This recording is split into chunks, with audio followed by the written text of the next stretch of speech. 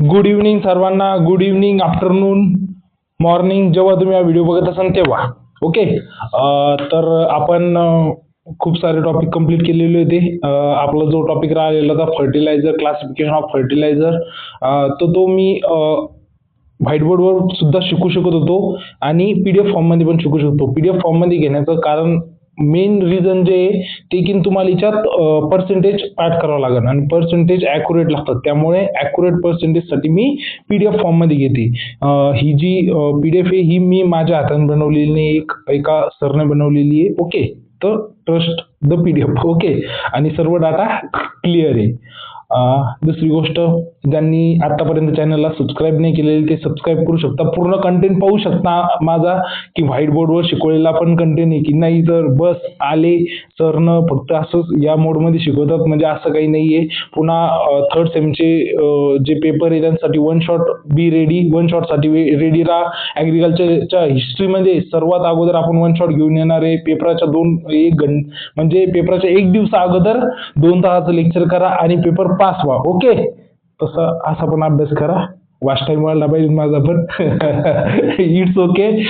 पुन्हा आपण याच्यावर रायटिंगची पण ते व्यवस्था करू. म्हणजे याच्यात मी दिसण्यासोबत रायटिंग पण करू शकतो आपण, अशी पण व्यवस्था केलेली आहे. फक्त पेन यायचा राहिला तो बनवलेला ऑनलाईन. ओके. याच्यात मी दिसतो. ओके. क्लिअर. जास्त गोरा दिसतो का? It's joking sir. आहेच मी गोरा. ओके. तर आपण टॉपिकवर येऊया. आपण पूर्ण टॉपिक कंप्लीट केलेले ॲग्रोनॉमीचे. आणि ट्रस्ट मी, जर तुम्ही ॲग्रोनॉमी ह्या वेळेस जर बरोबर शिकले ना तर पुढच्या वेळेचा सॉइल सायन्स तुम्हाला खूप इझी म्हणजे शेवटच्या दिवशी फक्त उकळून पाहायचा आणि ते पण माझंच लेक्चर पाहायचं 2 तासाचं आणि सॉइल सायन्स काढून घ्यायचा. किती 2+1चा सब्जेक्ट आहे. ओके. 6D नुसार सेकंड सेमिस्टरचा सॉइल सायन्स. माझ्यावर ट्रस्ट ठेवा. फर्टिलायझर म्हणजे काय ऐका.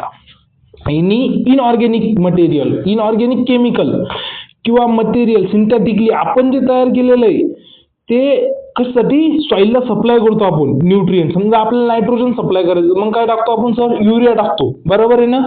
तर मग ते काय सिंथेटिकली फॉर्म आहे. ते मॅन्युअर हे वगैरे कंपोस्ट वगैरे काय होतं हे सर ऑर्गॅनिकली फॉर्म होतं. हे काय इनऑर्गॅनिकली फॉर्म आहे. म्हणजे आपण सिंथेटिकली आपण स्वतः सिंथेटिकली प्रोड्यूस तयार केलेले, ह्युमन तयार केलेले आहे. तर मग बघा, any organic or inorganic material of a natural or synthetic origin. Natural or synthetic origin ते दोन्ही देतात, पण तुम्ही एकच लिहायचं. कारण की मग एखाद्या वेळेस एखादा मास्तर फिजिकल असलं त्यांना फर्टिलायझरला ऑर्गॅनिक म्हणू लागलं तर होऊ शकतं आमच्याशी होते बाबा असतात. Added in soil to supply certain essential for a plant growth. Okay. आता आपण इसेन्शियल एलिमेंट बघितलेले, इसेन्शियल न्यूट्रिएंटचं क्लासिफिकेशन बघितलं. एनपीके आहे तर प्रायमरीमध्ये, तर ते एनपीकेच आपल्याला द्यायचं असं समजून चला. ओके. तर मग फर्टिलायझरचं classification on the major nutrient कंटेनवर पडतं नायट्रोजिनियस, फॉस्फेटिक अँड पोटॅशिक. पण त्याच्या अगोदरचं जे फर्टिलायझरचं क्लासिफिकेशन आहे ते तुम्ही ध्यानात ठेवा. ते म्हणजे असं की एक पडतं सिंपल, किंवा आपण त्याला काय म्हणू शकतो सिंपल. आता ते पेन नाही ना, माझं अक्षर असं मोठं जाईल. सिंपल. ओके. किंवा स्ट्रेट. अरे यार या लॅग मार लागली सिस्टीम. तर स्ट्रेट फर्टिलायझर म्हणजे काय? Which contain only one primary nutrient. One primary nutrient म्हणजे फक्त युरिया काय नायट्रोजनच आहे, मग ते काय आलं? स्ट्रेट फर्टिलायझर झालं. ओके. तर फॉस्फेट मध्ये जर फक्त फॉस्फेट असलं तर ते काय आलं? Straight fertiliser. त्यानंतर मिक्स फर्टिलायझर म्हणजे फिजिकली मिक्स केलेले युरिया आणि फॉस्फेट मिक्स नाही करू शकतो. ओके. जर समजा तसं जर एखादं नायट्रोजन आणि फॉस्फरसचं फर्टिलायझर फिजिकली आपण स्वतः मिक्स केलं तर त्याला म्हणतात मिक्स फर्टिलायझर. आणि कॉम्प्लेक्स फर्टिलायझर म्हणजे केमिकलीच मिक्स आहे. समजा डीएपी म्हणजे काय? नायट्रोजन आणि फॉस्फरस, 18% नायट्रोजन आणि 46% फॉस्फरस. ते काय झालं? Complex fertiliser. हे फर्टिलायझरचे टाईप लक्षात ठेवा. ओके. आता ते 3 महत्वाचे समजले तुम्हाला. स्ट्रेट फर्टिलायझर ध्यानात ठेवा आणि मिक्स फर्टिलायझर म्हणजे mix of two straight fertiliser is called as mix fertiliser physically. आणि जे कॉम्प्लेक्सली मिक्स फर्टिलायझर असतात, जे कॉम्प्लेक्सली दोन किंवा दोनपेक्षा जास्त प्रायमरी न्यूट्रिएंट कंटेन करतात, त्याला काय म्हणतात, कॉम्प्लेक्स फर्टिलायझर. Okay, chemically. त्यानंतर कारण की दोन्हीची डेफिनेशन कधी कुठं कुठं सारखी दे राहते, पण मी तुम्हाला मेजर तो सांगितला. त्यानंतर नायट्रोजनस फर्टिलायझर म्हणजे काय ते सर आता फर्टिलायझर क्लासिफिकेशन पार्ट कसं करायचं. आता नायट्रोजनस फर्टिलायझर पहिले ध्यानात ठेवा. नायट्रोजनस फर्टिलायझरचं क्लासिफिकेशन असं येऊ शकतं, 4 ग्रुपमध्ये क्लासिफाय आहे. आता पहिले तुम्हाला एक ध्यानात ठेवा. एक NH4 म्हणजे काय सर? NH4 म्हणजे काय? NH4 मध्ये सर काय ते अमोनिया. ओके. त्यानंतर NO3 म्हणजे काय ते? NO3 म्हणजे सर नायट्रेट. ओके. त्यानंतर सर CNO ते काय ते? CN2 ते काय ते सर? ते हे येते सर सायनामाइड. ओके. पुन्हा ओके. त्यानंतर अमाइड येते सर, अमोनिकल, नायट्रेट आणि अमोनिकल. आता पहा, नायट्रेट फर्टिलायझर म्हणजे यात NO3 कंटेन असेल. मग त्याच्यासोबत NO3 मध्ये एक ध्यानात ठेवा, सोडियम आणि कॅल्शियम. सोडियम नायट्रेट आणि कॅल्शियम नायट्रेट. NO3 16% आणि कॅल्शियम नायट्रेट 15.5%. हे पहा, आलं किती सिम्पल आहे. ध्यानात ठेवायचं पहिलं. कसं ध्यानात ठेवायचं? पहिले NO3 सोबत म्हणजे NO3 सोबत सोडियम आणि कॅल्शियम जोडून द्यायचं, ते काय आलं? नायट्रोजन. त्यानंतर अमोनिकल फर्टिलायझर. आता अमोनिकल म्हणजे NH4. आता NH4 पहा, अमोनिकल पहिले क्लोराईड, सल्फेट, अमोनिकल सल्फेट पहा किती 20%. Ammoniacal chloride 26%. त्यानंतर अमोनिकल फॉस्फेट 20%. आता सल्फेट आणि फॉस्फेट किती टक्के? 20%. त्यानंतर काय ध्यानात ठेवायचं? अमोनिकल क्लोराईड 26% आणि फक्त अनहायड्रस अमोनिया 82%. एवढं ध्यानात ठेवायचं. ओके, झालं. अमोनिकल फर्टिलायझर क्लिअर झाले. असे ध्यानात ठेवायची ट्रिक सांगायला लागलो तुम्हाला की बा अमोनिकल ते याच्यात सोडियम कॅल्शियम. आता तेच पहा, सोडियम कॅल्शियम डबल याच्यात येत आहे. नायट्रेट आणि अमोनिकल फर्टिलायझर मध्ये सोडियम कॅल्शियम किती भारी येतं पहा. अमोनिकल नायट्रेट पहिलं काय करायचं? अमोनिकल नायट्रेट फर्टिलायझर मध्ये अमोनिकल नायट्रेट किती? 34%. आणि कॅल्शियम अमोनिकल नायट्रेट आणि अमोनिकल सल्फेट नायट्रेट 26%. पहा, आलं. कॅल्शियम अमोनिकल नायट्रेट आणि अमोनिकल सल्फेट नायट्रेट. फक्त शब्दाची रचना. आता मी पण पाठ असेच केले. पाठ म्हणजे फक्त मी समजून घेतलं होतं बाबा सोडियम कॅल्शियम येतं. आता मी तुम्हाला सांगू शकतो. पहा, सुरुवातीला काय ते जे nitrate fertiliser sodium nitrate, calcium nitrate 15.5%. त्यानंतर याच्यात अमोनिकल फर्टिलायझरमध्ये त्यात सर अमोनिकल फर्टिलायझरमध्ये काय तर अनहायड्रस अमोनिया 82%. सर सगळ्यात जास्त तो ध्यानात ठेवायला लागणार. अमोनिकल सल्फेट आणि अमोनिकल फॉस्फेट 20% सर. त्यानंतर अमोनिकल रायलगोनचं क्लोराईड, अमोनिकल क्लोराईड 26%. असं मी तुमच्याकडे पाहून सांगते. ओके. हे त्यानंतर मग सर अमोनिकल नायट्रेट 34%. त्यानंतर सर अमोनिकल सल्फेट नायट्रेट बरोबर ते 26%. कॅल्शियम अमोनिया नायट्रेट ते 26%. त्यानंतर ओके, आपण थोडं नवीन याच्यावर. त्यानंतर अमाइड फर्टिलायझरमध्ये युरिया आणि युरिया 46%. या ऑब्जेक्टिव्ह येते बरं, युरिया 46%. आता सोर्स ऑफ नायट्रोजन काय? मिनरल डिपोजिशन आहे, रेन वॉटर आहे, सॉइल ऑर्गॅनिक मॅटर आहे. त्यानंतर atmospheric nitrogen, industrial source. Okay, हे ध्यानात ठेवा. मॅन्युफॅक्चरिंग ऑफ युरियाची रिएक्शन. तर युरियाचा एक फॉर्म्युला आहे, तो ध्यानात ठेवा. तुम्हाला आता असा फॉर्म्युला ध्यानात राहणार नाही, मी तुम्हाला सांगतो. हे पहा,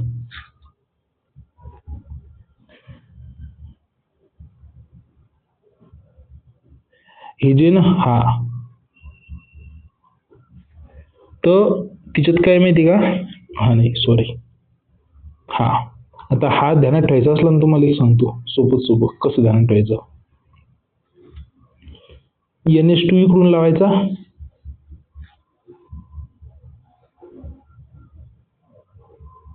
NH2 CO NH2. ओके, हा काय झाला? याचा युरियाचा फॉर्म्युला झाला. आता आपला जो पेन येईल ना, तो आपण बारीक गोष्टी लिहू शकतो. मी तुमची पूर्ण स्क्रीन भरून लिहून देत जाईन तुम्हाला हँड रिटन नोट्स. मग तुम्ही मला सांगू शकतो, व्हाईट बोर्डवर चांगलं समजतं, याच्यावर चांगलं समजते. त्यानंतर सर आता आपला कोणता टॉपिक चालू आहे, त्यानंतर आपला टॉपिक जो चालू आहे घे सर, तुम्ही वरी घेतच नाही.